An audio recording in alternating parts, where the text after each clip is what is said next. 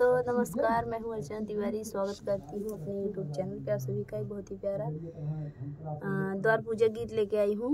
कैसे लगेगा कमेंट में जरूर बताना। द्वार पूजा सुने तो फ्रेंड, हम लोग द्वार पूजा गीत सुनाने जा रहे हैं। कैसे लगेगा कमेंट बॉक्स में बताइएगा। राजा जनक जी के द्वारे राम दुल्हा बन के आए।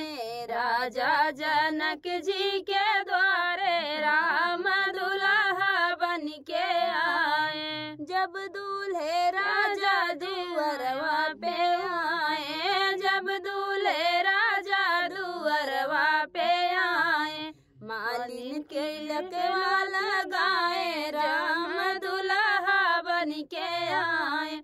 मालिन तिलकवा लगाए राम दुल्हा बन के आए।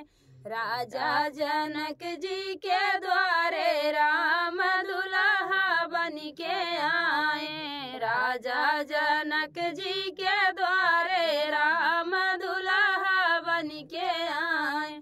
जब दूल्हे राजा मंडपवा में आए, जब दूल्हे राजा मंडपवा में आए, सासू जी आरती उतारे राम दुल्हा बन के आए।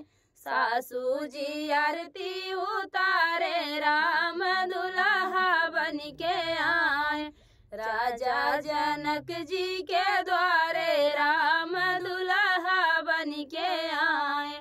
राजा जनक जी के द्वारे राम दुल्हा बन के आए। जब दूल्हे राजा चौक पर आए, जब दूल्हे राजा चौक पर आए, कन्या फूल माला लिए ठाढ़े राम दुल्हा बन के आए। कन्या बर माला लिए ठाढ़े राम दुल्हा बन के आए।